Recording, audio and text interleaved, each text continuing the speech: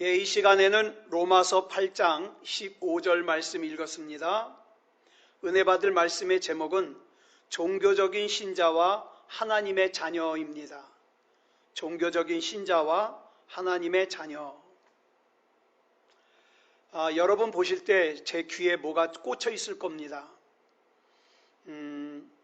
영상 예배를 드리는데 제 핸드폰하고 무선으로 소리를 깨끗하게 나가게 하기 위해서 이어폰을 꼈습니다. 좀 이상하더라도 이해해 주시기 바랍니다. 우리가 신앙생활이라는 걸 합니다. 자, 그런데 이 신앙생활이라는 게 뭡니까?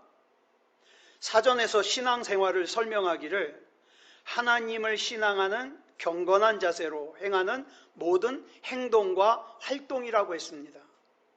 그렇다면 우리가 생각하는 구체적인 신앙생활은 뭘까요? 성경을 열심히 읽는 거, 기도 많이 하는 거, 예배 잘 참석하는 거, 다른 사람에게 복음을 전하는 거, 헌금 생활 잘하는 거, 착하게 사는 거, 성경 공부 잘하는 거, 뭐 중요한 거 많습니다. 이런 것들 다 중요합니다. 그런데 이것들보다 더 중요한 것이 있어요. 근본적인 것이 있어요. 그게 뭐냐면 하나님과의 관계입니다. 하나님과의 관계. 이 하나님과의 관계를 기준으로 신앙생활하는 사람들을, 신앙생활 안 하는 사람 말고 신앙생활 하는 사람들을 또 둘로 구분할 수 있어요. 크게 하나는 종교적인 신자, 또 다른 하나는 하나님의 자녀입니다. 이 중에 종교적인 신자는 어떤 사람이냐? 하나님을 그냥 신으로 섬기는 사람들이에요. 반면에 하나님의 자녀는 하나님을 아버지로 섬기는 사람들입니다. 이걸 오늘 본문인 로마서 8장 15절에서 설명하기를 뭐라고 설명하고 있느냐? 우리 다시 한번 같이 읽어볼까요? 시작. 너희는 다시 무서워하는 종의 영을 받지 아니하고 양자의 영을 받았으므로 우리가 아빠 아버지라고 부르짖느니라. 여기 보니까 종교적인 신자는 종의 영을 받은 사람들이라고 설명하고 있고요, 하나님의 자녀는 양자의 영을 받은 사람들이라고 설명하고 있습니다. 이 둘은 같은 하나님을 섬긴다고 하지만 신앙생활하는 모습도 예배를 드리는 모습도 같지 않습니다. 다르죠. 하나님을 그냥 신으로 섬기는 종교적인 신자는 신앙생활의 목적이 어디에가 있느냐? 하나님의 비유를 적당히 맞춰서 내가 원하는 걸 얻어내는 데 있습니다. 그래서 내가 부자가 되고 내가 병고침을 받고 내가 성공하고 이런 게 목적이에요. 그래서 자기의 기대를 만족시키지 않으면 뒤돌아서서 그냥 떠나버립니다. 이런 종교적인 신자에 해당하는 사람들은 대부분요, 하나님과의 친밀한 관계는 물론이요, 천국과 지옥에도 관심이 없습니다. 오직 관심이 어디가 있어요? 이 세상에. 그러다 보니까 종교적인 신자는 자기가 예배를 드리는 것에 대해서, 하나님께 또 예물을 드리는 것에 대해서 보상을 기대합니다. 내가 이렇게 예배 드렸으니까 나 잘해줘야 돼. 내가 이렇게 헌물을 드렸으니까 나한테 잘해줘야 돼요. 보상을 기대해요. 즉 하나님과의 관계가 철저하게 기브 앤 테이크예요. 거래하는 관계예요. 그런데 하나님을 아버지로 섬기는 하나님의 자녀는 신앙생활의 목적이 거래에 있지 않아요. 어디에 있느냐? 하나님과의 관계에 있습니다. 하나님의 마음은 지금 어떨까? 하나님께서 좋아하시는 건 뭘까? 하나님의 뜻은 뭘까? 그렇기 때문에 다시 한번 정리합니다. 하나님의 자녀인 우리는 하나님께 내가 드리는 만큼 어떤 보상을 기대하는 그런 존재가 아니에요. 지난 금요일 날 우리가 요한복음 12장을 나누면서 마리아가 옥합을 깨뜨리고 예수님의 발에다가 기름을 붓고 머리로 예수님의 발을 닦았다 그랬어요. 이 내용을 살피면서 이런 말씀 드렸습니다. 사랑은 낭비다. 낭비는 낭비인데 진짜 사랑하면 이 낭비가 전혀 아깝지 않은 낭비예요. 하나님께도 마찬가지예요. 하나님을 사랑하면요, 낭비하게 되겠죠. 시간도 낭비하고, 또 돈도 낭비하고, 또 마음도 낭비하고, 생각도 낭비하고, 낭비하겠죠. 그런데 하나님을 진짜 사랑하면 이 낭비가 전혀 아깝질 않아요. 그러면서 온통 관심이 내가 사랑하는 하나님의 뜻이 하늘에서 이루어진 것 같이 땅에서도 이루어지기를 원합니다. 진짜 사랑하니까. 자, 예를 들어 볼게요. 내가 몸이 아파요.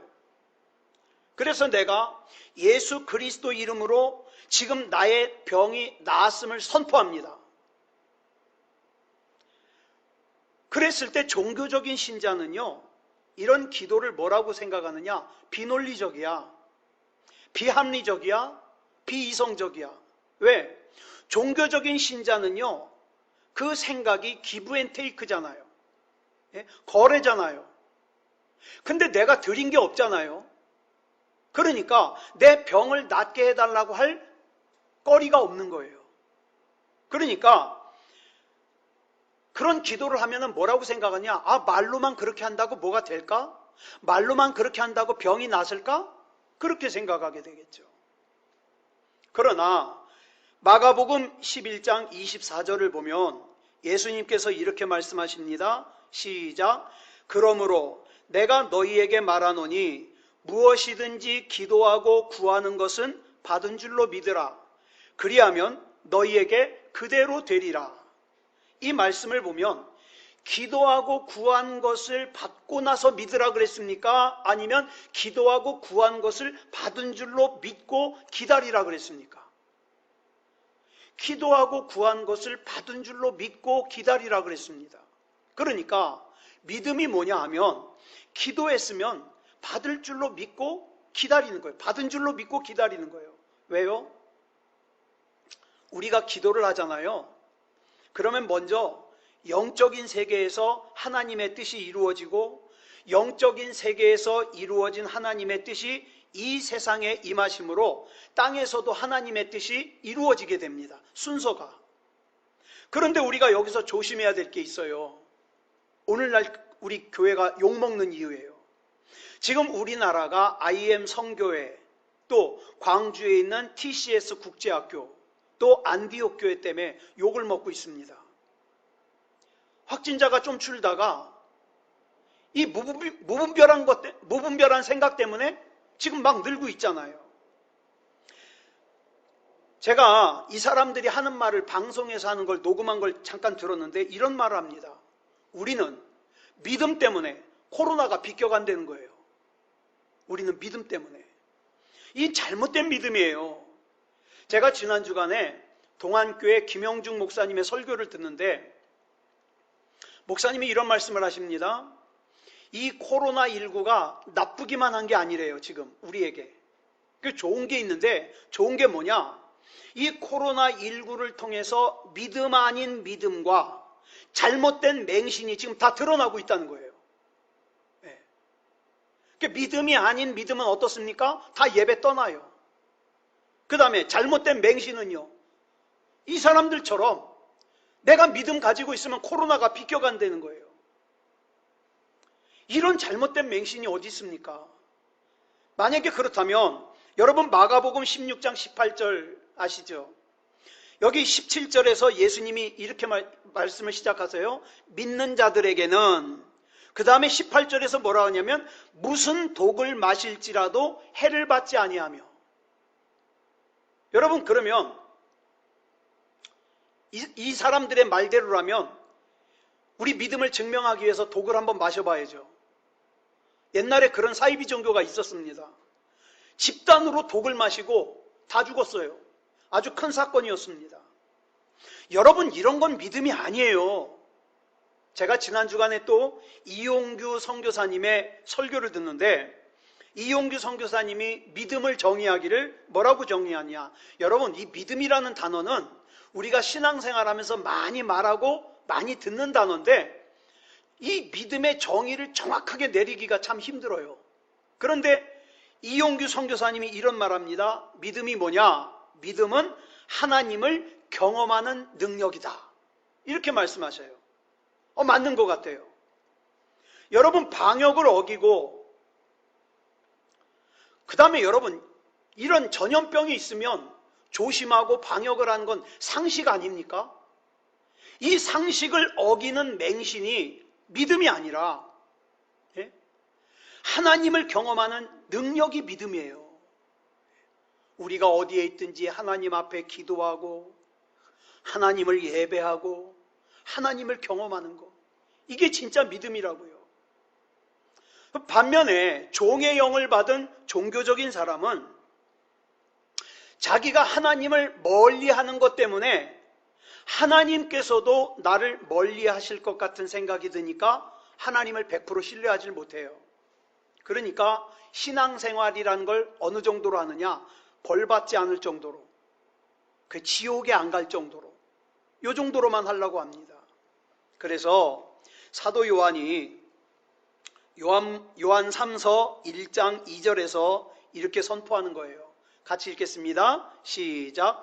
사랑하는 자여, 내 영혼이 잘됨같이 내가 범사에 잘되고 강건하기를 내가 간구하노라. 영혼이 잘되면, 다시 말해서 영적인 면에서 하나님과의 관계가 자녀의 관계가 되면 그 하나님과의 관계가 이 땅에서의 범사에 영향을 끼쳐서 범사가 잘되고 강건하게 살 수 있다는 거예요. 저와 여러분은 지금 어디 살고 있습니까? 이 땅에 살고 있잖아요. 그런데 단지 이 땅에서만 사는 사람입니까? 아니면 이 땅에 임하신 하나님의 나라를 사는 사람들입니까? 우리가 단지 이 땅에서만 사는 사람이라면 우리 생각이요, 이 땅의 생각만 해야 돼요. 이 땅의 말만을 해야 됩니다. 그렇지만 여러분 잘 아시는 요한복음 1장 12절 우리 같이 읽어볼까요? 시작. 영접하는 자, 곧 그 이름을 믿는 자들에게는 하나님의 자녀가 되는 권세를 주셨으니. 자, 예수님을 구주로 영접하고 예수 그리스도의 이름을 믿음으로 말미암아 하나님의 자녀가 되어 하나님께서 주신 영원한 생명을 가지고 이 땅에 임하신 하나님의 나라를 사는 사람이라면 어떤 생각해야 됩니까? 당연히 하나님 나라의 생각을 해야 되겠죠. 하나님 나라의 말을 해야 되겠죠. 그래서 종교적인 신자는 이해가 안 되는 거, 자기가 이해가 안 되는 거, 자기가 납득이 되지 않는 거, 자기가 용납할 수 없는 것은 믿지도 못하고 이해가 되는 거, 납득할 수 있는 거, 용납이 되는 것만 믿으려고 그래요. 그리고 하는 생각이 세상의 생각을 합니다. 세상의 말만을 합니다. 그러나 우리 기억하자고요. 하나님의 자녀는 하나님 나라의 생각을 하고 하나님 나라의 말을 해야 됩니다. 그리고 하나님의 자녀는 내 능력으로 사는 것이 아니라 하나님의 능력으로 사는 사람들입니다. 우리가 흔히 착각하는 말 가운데 믿으면 된다는 말이 있어요. 제가 청년 때 굉장히 좋아했던 책이 있습니다. 노만 빈센트 필 박사가 쓴 적극적인 사고방식. 제가 그 책을 읽고서 참 마음속에 굉장한 뿌듯함을 느꼈어요. 그런데 나중에 보니까 사람들이 신앙생활을 하면서 오해하는 게 있어요. 뭐냐면 적극적인 사고방식을 믿음이라고 생각해요. 아니에요. 적극적인 사고방식은 그냥 긍정적인 생각일 뿐이지 믿음이 아닙니다. 믿음은 정확하게 말하면 이거예요. 믿으면 된다가 아니에요. 믿은 대로 된다가 믿음이에요. 믿은 대로 된다. 이런 믿음에 근거한 의인의 간구는 역사하는 힘이 크다고 야고보서 5장 16절에 말씀하고 있습니다. 여러분, 제가 예를 들어서 크고 좋은 집을 하나 살려고 계약을 했습니다. 그리고 중도금도 다 치렀어요. 잔금도 다 치렀어요. 그래서 잔금을 다 치르고 나서 그 집의 등기권리증을 제가 받았습니다. 이 등기 권리증을 제가 손에 드는 순간 그 집은 제 거예요. 법적으로. 그런데 여러분 보세요. 그 집이 법적으로 제 거가 됐다 그래서 제가 당장 그 집에서 살 수 있는 게 아닙니다. 형편 때문에 세를 줄 수도 있고 또 날짜가 아직 안 맞아서 그 집에서 사는 사람이 나가질 않아서 그 집에 들어갈 수가 없을 수도 있어요. 마찬가지로 예수님을 구주로 영접하면 우리 영혼은 구원받습니다. 하나님의 자녀가 되는 권세를 얻었습니다. 그럼에도 불구하고 우리의 육체는 아직도 여전히 이 세상에서 살고 있기 때문에 악한 마귀가 우리의 육체에 영향을 줄 수가 있어요. 그렇지만 이것은 이미 구원받은 우리에게는 불법입니다. 불법이에요. 그런데 악한 마귀의 별명 중에 하나가 뭐냐? 불법을 행하는 자예요. 불법을 행하는 자. 그렇기 때문에 우리가 육체의 문제를 해결하기 위해서 필요한 게 뭡니까? 불법을 물리치는 믿음의 선포를 해야 되는 거예요. 만약 여러분의 소유로 되어 있는 집에 다른 사람이 들어가서 살고 있다면 어떻게 할까요? 집 계약서를 보여주면서 당장 내 집에서 나가라 그래야 되겠죠. 그래도 나가지 않으면 그 계약서를 제시하면서 공권력의 도움을 받아야 되겠죠. 경찰에 신고를 해야 되겠죠. 여러분, 우리 몸과 마음을 장악한 악한 마귀가 장악하는 것은 불법입니다. 여러분, 우리 몸이 아픈 것도 불법이에요. 우리의 마음이 우울하고 불안하고 낙심되고 절망스러운 것도 불법입니다. 이 불법에 대하여 내가 예수 그리스도의 보혈로 말미암아 구원받았다는 계약서를 제시하면서 나가라 그래야 돼요. 이때 제시해야 될 계약서가 뭐냐면 예수 그리스도예요. 여러분, 선포가 어렵지 않아요. 예수 그리스도 이름으로 나가라고 선포하는 거예요. 왜? 예수 그리스도가 나의 계약서니까. 그래서 우리가 예수 그리스도 이름으로 악한 마귀의 세력을 물리치는 것은 그냥 나사렛 예수 그리스도 이름으로 명하노니 악한 마귀 물러갈지어다, 질병 물러갈지어다, 폼나라고 말하는 게 아니에요. 계약서를 내밀면서 불법으로 우리를 힘들게 하고 우리를 고통스럽게 하는 마귀를 쫓아내는 겁니다. 그래서 우리는 우리 몸을 아프게 하고 우리 마음을 두렵게 하고 낙심되게 하고 절망스럽게 하고 불안하게 하고 꿈을 꾸지 못하게 하고 누군가를 미워하게 하고 증오하게 하는 악한 마귀는 예수 그리스도 이름으로 물러가라고 기도해야 되는 거예요. 그런데 그 과정에서 이 종교적인 신자는 자기가 생각해도 자기가 하나님과 별로 친하지 않기 때문에 선포할 때 쭈뼛쭈뼛해요. 아이, 내가 선포한다고 될까? 그러나 여러분, 하나님의 자녀는 담대하게, 당당하게 선포합니다. 열왕기상 18장을 보면 엘리야 선지자가 갈멜산에서 비가 오기를 기도하는 내용이 나와요. 그런데 우리가 주의 깊게 봐야 될 말씀이 나와요. 자, 열왕기상 18장 1절 말씀 우리 같이 읽겠습니다. 시작. 많은 날이 지나고 제3년에 여호와의 말씀이 엘리야에게 임하여 이르시되 너는 가서 아합에게 보이라. 내가 비를 지면에 내리리라. 자, 내가 비를 지면에 내리리라 그랬죠? 내가가 누구예요? 하나님입니다. 하나님께서 비를 지면에 내리시겠대요. 1절에서. 그런데 그 뒤에 나오는 42절로 44절까지 보면 엘리야 선지자가 갈멜산 꼭대기에서 비를 내려달라고 기도하는 내용이 나와요. 이상하지 않아요? 1절에서 분명히 하나님께서 내가 비를 지면에 내리리라 약속하셨는데 엘리야 선지자가 그 한참 뒤에 42절로 44절에서 비가 오게 해달라고 산 꼭대기에서 기도합니다. 왜 그랬을까요? 비를 내리겠다는 하나님을 믿지 못해서 그랬을까요?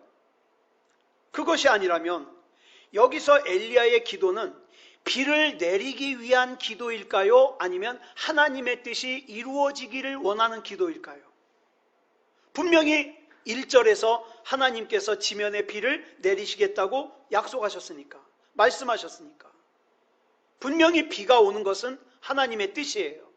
그러니까 지금 이 엘리야의 기도는 그 하나님의 지면에 비를 내리길 원하시는 하나님의 뜻이 이루어지기를 내가 원한다는 기도예요. 또 한 가지 중요한 것은 이 기도를 하기 전에 41절에서 보면 엘리야가 분명히 이렇게 말합니다. 시작. 엘리야가 아합에게 이르되 올라가서 먹고 마시소서, 큰 비 소리가 있나이다. 여기서 큰 비 소리가 있다는 것은 많은 비가 올 것을 내가 확신한다 이 말이죠. 그런데 분명히 아합에게 큰 비가 올 거라고 얘기한 엘리야 선지자가 그 다음 구절인 42절로 44절에서 산에 올라가서 비가 오기를 기도해요. 아니, 왕에게 비가 올 거라고 확신할 정도로 믿음이 있는데 뭐하러 또 산꼭대기에 올라가서 비를 내려달라고 기도할까요? 여러분, 이거는요, 하나님의 자녀가 아니면 종교적인 신자는 이해를 못해요. 이 엘리야 선지자의 기도는 내가 이렇게 열심히 기도했으니까 하나님 반드시 내가 원하는 대로 응답해 주셔야 됩니다, 그런 기도가 아니에요. 또 이 엘리야 선지자의 기도는요, 내가 확실하게 믿고 있으니까 내가 확실하게 믿는 대가로 반드시 비가 와야 됩니다, 그런 기도가 아니라고요. 하나님의 자녀의 기도의 근거는 내가 얼마나 열심히 믿고 있는지, 내가 얼마나 열심히 뭘 하는지에 근거를 두는 게 아니에요. 그럼 뭐예요? 하나님, 이걸 하나님이 원하시잖아요. 이게 하나님의 뜻이잖아요. 이게 하나님의 약속이잖아요. 여기에다가 근거를 두는 겁니다. 그래서 저와 여러분은요, 성경을 봐야 되는 거예요. 왜냐하면 우리의 기도의 근거가 되는 하나님께서 뭘 원하시는지, 하나님의 약속이 뭔지, 그게 성경에 기록되어 있거든요. 성경을 읽지 않으면 그걸 몰라요. 이렇게 하나님께서 원하시는 하나님의 뜻이나 하나님의 약속에 근거를 두고 기도하는 하나님의 자녀는 내가 간절하게 기도했는데 내가 생각한 대로, 내가 기대한 대로 되지 않았다 그래서 삐치지 않아요. 여러분, 우리끼리니까 한번 생각해 보자고요. 여러분, 지금까지 신앙생활 하면서 내가 믿음으로 기도했는데 기적이 일어난 적이 많습니까? 안 일어난 적이 많습니까? 모르겠어요. 여러분들은 참 기적이 많이 일어나는 인생을 살았을지 모르지만 저는요, 거의 대부분 기적이 안 일어나요. 저는 지금도 기적이 필요한 사람이에요. 하나님, 장모님의 췌장암 고쳐주시옵소서. 하나님, 우리 어머니의 치매를 고쳐주시옵소서. 저 정말 간절해요. 저 기적이 필요해요. 제가 어저께 이틀 전에 저희 어머님을 이쪽으로 모시고 왔다가 어저께 모셔다 드리는데 치매 상태가 더 안 좋아졌어요. 몸도 약해요. 아유, 차로 모시고 가면서 눈물이 막 나는 거예요. 아유, 하나님, 차라리 이런 아픈 걸 겪게 하시려면 우리 어머니랑 나랑 같이 데려가 주세요. 너무 속상한 거예요. 이 정도로 기적이 필요해요. 그런데 여러분, 제 인생에 기적도 물론 경험했어요. 근데 기적이 일어날 때보다 기적이 안 일어날 때가 거의 대부분이에요. 그럴 때 우리는 더욱더 주님 안에서 하나님의 뜻과 하나님의 약속을 떠올려야 돼요. 하나님, 제가 겪고 있는 이 힘든 일들 가운데 담겨져 있는 하나님의 뜻이 뭡니까? 하나님의 약속이 뭡니까? 우리는 그것을 성경 말씀을 통해서 찾아내야 된다고요. 그렇다 그래서 저와 여러분이 하는 기도가 아무 능력이 없다는 뜻이 아니에요. 능력이 있습니다. 하나님의 자녀는 하나님의 나라에서 하나님의 뜻을 이루어가는 사람들이에요. 그렇다면 이 하나님의 뜻을 어떻게 이루어갈 것이냐? 한마디로 요약하면 성령 안에서 하나님 말씀대로 생각하고 하나님 말씀대로 느끼고 하나님 말씀대로 선포하고 하나님의 말씀대로 이루어짐을 믿고 행동하는 것을 통해서 하나님의 뜻이 이루어집니다. 사랑하는 여러분, 저와 여러분 자신이 생각하는 것보다 우리 하나님께서 저와 여러분을 얼마나 중요하게 생각하는지 아십니까? 그래서 여러분, 우리는 생각이라는 걸 합니다. 생각. 애기들도 생각해요. 심지어는 우리 집 강아지도 생각을 합니다. 앉아가지고 저를 뚫어지게 쳐다보면 제가 부담스러워요. 이 녀석이 나한테 뭘 원하는 거지? 생각을 하는 걸 해요. 그런데 여러분, 생각의 깊이가 달라요. 그죠? 부모님의 생각의 깊이가 다르고 자녀의 생각의 깊이가 다르고 강아지의 생각의 깊이가 달라요. 우리 집 강아지는요, 간식만 주면 만사 오케이예요. 근심 걱정이 없어요.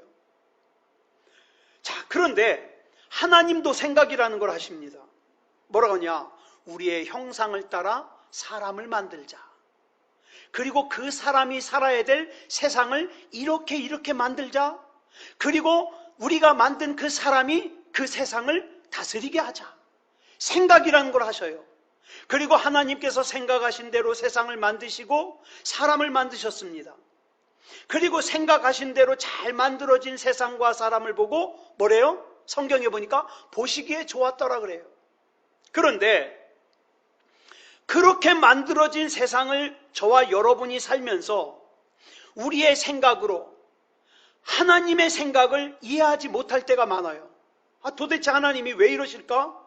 왜요? 생각의 깊이가 다르거든요. 여러분, 이사야 55장 9절 보면 뭐라 그랬습니까? 시작. 이는 하늘이 땅보다 높음같이 내 길은 너희의 길보다 높으며 내 생각은 너희의 생각보다 높음이니라. 분명히 하나님께서 말씀하시기를 내 생각은 너희의 생각보다 높다 그러셨어요. 그런데 악한 마귀가 집요하게 공격하는 데가 어딘지 아십니까? 하나님의 생각은 높고 내 생각은 낮아가지고 그 낮은 내 생각이 하나님의 생각을 이해하지 못할 때 그 틈을 비집고 들어오는 게 악한 마귀예요. 그래서 하나님의 생각을 이해하지 못하는 우리의 마음과 또 우리의 생각과 우리의 불만과 우리의 투정을 갖다가 틈타고 들어와서 믿음이 믿음답지 못하게 만들어요. 예배를 떠나가게 만들어요. 하나님을 불신앙하게 만들어요. 그래서 결과적으로 하나님으로부터 멀어지게 만드는 것이 마귀의 계략이에요. 여러분, 우리의 생각이 병들면 우리 마음도 병이 듭니다. 우리 마음이 병이 들면 우리 육체도 병이 들어요. 그러므로 우리 마음과 우리 생각을 믿음으로 무장하고 악한 마귀로부터 지키는 게 중요합니다. 하나님의 말씀 안에는 하나님의 마음도 있어요. 하나님의 뜻도 있어요. 하나님의 생각도 들어 있습니다. 그렇다면 이제 저와 여러분이 점검해야 될 게 뭐냐? 지금 내 마음은 어디에 묶여 있는가? 내 마음이 성령 안에서 하나님의 말씀에 묶여 있는가? 아니면 문제 때문에 염려하고 걱정하고 불안하고 두려워하고 공포스럽고 좌절하고 분노하고 미워하는 데 묶여 있는가? 점검해야 돼요. 성령 안에서 하나님의 말씀에 묶여 있으면 여러분 이제 기대하셔도 좋습니다. 하나님의 능력을. 그게 아니라 내 마음이 문제로 인한 염려와 걱정과 불안과 두려움과 공포와 좌절과 분노와 미움 등에 묶여 있다면 심각합니다. 예수 그리스도 이름으로 빨리 벗어나야 돼요. 그래서 사도 바울이 빌립보서 4장 6절로 7절에서 이렇게 권면합니다. 시작. 아무것도 염려하지 말고 다만 모든 일에 기도와 간구로 너희 구할 것을 감사함으로 하나님께 아뢰라. 그리하면 모든 지각에 뛰어난 하나님의 평강이 그리스도 예수 안에서 너희 마음과 생각을 지키시리라. 아멘. 하나님께서는 내 스스로의 힘과 능력으로 문제로 인한 염려와 걱정과 불안과 두려움, 공포, 좌절, 분노, 미움 같은 부정적인 생각을 밀어내라 그러지 않으셨어요. 그냥 나는 뭐만 하면 돼요? 아무것도 염려하지 않으면 돼요. 예. 제가 참 이것저것으로 인해서 막 생각이 많아지잖아요. 그러면 저는 기도 오직 하나 합니다. 주님, 염려가 떠나가게 해주시옵소서. 주님 말씀대로 아무것도 염려하지 않을 수 있는 믿음 주시옵소서. 왜? 내가 할 수 있는 건 그것뿐이거든요. 나는 아무것도 염려하지 않으면, 그리고 그냥 모든 일에 기도와 간구로 나에게 필요한 것, 내가 구할 것을 하나님께 말씀을 드리기만 하면 하나님께서 나를 부정적인 생각에서, 부정적인 마음에서, 또 부정적인 모든 환경에서 나를 구해 주실 거예요. 만약 저와 여러분이 아직도 하나님과의 거래 관계에 있는 종교적인 신자라면 모르겠지만, 내가 정말 하나님과의 관계가 친해지길 원하고 내가 하나님께 더욱더 가까워지길 원하는 내가 하나님의 자녀라면 기도하세요.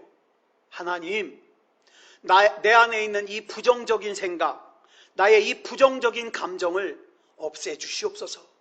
기도하십시오. 여러분은 여러분의 자녀가 건강한 게 좋습니까? 병약해서 맨날 빌빌거리는 게 좋습니까? 건강한 게 좋죠. 그 옛날에, 그거 아실라는 모르겠는데, 옛날에 박노식이, 지금 보니까 그게 박중규 씨 같아요. 어렸을 때 그 광고를 같이 찍었거든요. 그 박노식 씨가 그래요. 개구장이라도 좋다. 튼튼하게만 자라다.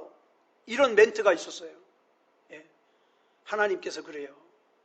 내가 다 책임질 테니까 건강하기만 해라. 마음과 생각과 몸이 건강하기만 해라. 예. 우리 하나님이 원하셔요. 자, 그렇다면 내가 하나님과의 관계를 중요하게 생각하는 하나님의 자녀라면 내 기도가 능력 있는 기도로 응답받을 준비가 되어 있다는 걸 의심하면 안 되잖아요.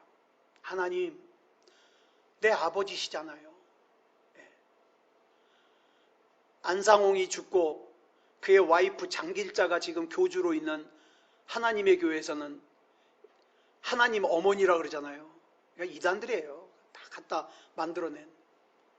하나님 아버지, 나 하나님의 자녀잖아요. 하나님이 나 지켜주셔야 돼요. 내가 잘못되면 나도 난데 하나님 영광 가리잖아요. 기도해야 돼요. 그래서 우리가 하나님의 뜻을 알려고 성경을 보는 거예요. 여러분, 이분이 누구냐면 루마니아의 목사님이에요. 리처드 범브란트 목사님이에요. 1909년부터 2001년까지 사셨어요. 이분이 지난 2001년에 93세의 나이로 소천하셨는데, 이분이 나이 40세 때 그 공산국가인 루마니아에서 복음을 전하다가 감옥에 갇혔어요. 몇 년을 갇혀 있었냐? 14년을 갇혀 있었어요. 제가 이분이 쓰신 하나님의 지하운동이라는 책을 얼마나 읽으면서 은혜를 받았는지, 그분이 감옥에서 쓰신 거거든요. 그런데 이분이 감옥에 갇혀 있는 동안에 자꾸 귀에 들리는 게, 이 사람 저 사람 들리는 게, 당장이라도 자기를 끌어다가 총살시킬지도 모른대요. 얼마나 겁이 납니까? 그래서 감옥에서 이 리처드 범브란트 목사님이, 내 속에 이렇게 지금 두려움이 가득한데 성경에서는 이 두려움에 대해서 뭐라고 말씀하고 있는가, 이걸 알고 싶어서 창세기부터 읽기 시작했어요. 두려움이라는 단어 나올 때마다 동그라미를 치면서. 그랬더니 창세기부터 요한계시록까지 두려움이라는 단어가 365번이 나오더래요. 세보니까. 그래서 이 리처드 범브란트 목사님이 깨달은 게 뭐냐?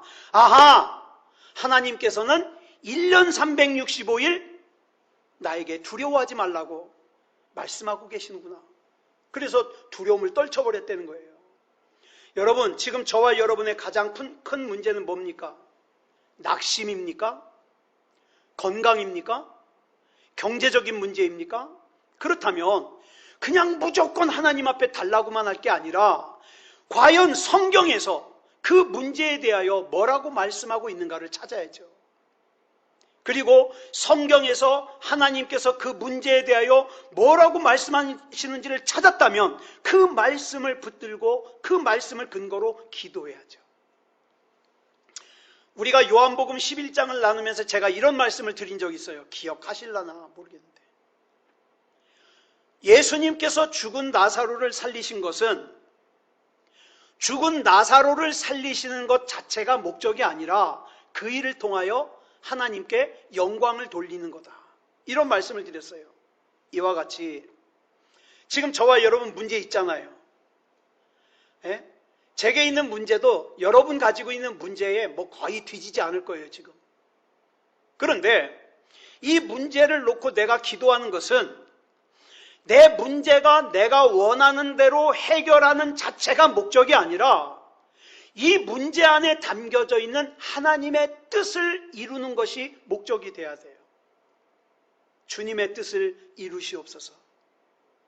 악한 마귀는 저와 여러분이 하나님의 자녀라는 사실을 믿지 못하게 하기 위해서, 전에 말씀드렸잖아요. 마귀가 예수님을 갖다가 시험할 때 뭐라 그랬어요?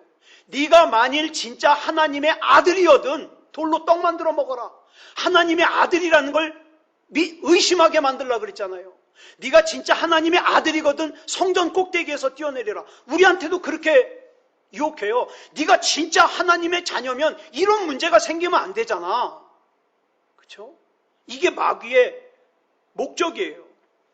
저와 여러분이 가능성이나 자격이 있고 없고를 가지고 선포하는 게 아니라 성령 안에서 하나님의 말씀에 따라, 하나님이 주시는 생각에 따라, 하나님이 주시는 느낌에 따라 예수 그리스도 이름으로 선포해야 됩니다. 선포. 저와 여러분 앞에 있는 문제가 저와 여러분 스스로 해결할 문제라면 그냥 내가 해결하면 되겠죠. 그런데 아무리 생각해도 이것은 하나님께서 해결하셔야 될 일이다. 그러면 하나님께 기도라는 걸 해야죠. 기도라는 걸. 텔레비만 보고 있으면 하나님이 알아서 해결해 주십니까? 그렇지 않잖아요. 예? 인터넷만 하고 있으면 하나님이 알아서 해결해 주는 거 아니잖아요. 그래서 저와 여러분이 하나님의 자녀로서의 믿음을 가지고 예수 그리스도 이름으로 선포하는 그런 저와 여러분이 되시기를 그리스도 예수님의 이름으로 축복합니다. 기도하겠습니다. 사랑의 아버지 하나님, 감사합니다. 우리 하나님의 은혜 가운데 이렇게라도 예배 드릴 수 있음을 감사합니다. 하나님은 나의 주인이십니다. 하나님은 나의 전부이십니다. 또 하나님은 나의 아버지십니다. 하나님께 날마다 더 가까이 가기 원합니다. 우리에게 주신 자녀의 권세, 예수 그리스도 이름의 사용권을 가지고 명령하고 선포할 수 있게 하여 주시옵소서. 악한 마귀의 권세 떠나가게 하시고 결박하고 있는 것들이 끊어져 나가게 하시고 예수 그리스도 이름으로 자유할 수 있게 하여 주시옵소서. 우리 주님께서 붙잡아 주시고 인도해 주실 줄 믿사오며 그리스도 예수님의 이름으로 감사하며 기도드렸사옵나이다. 아멘.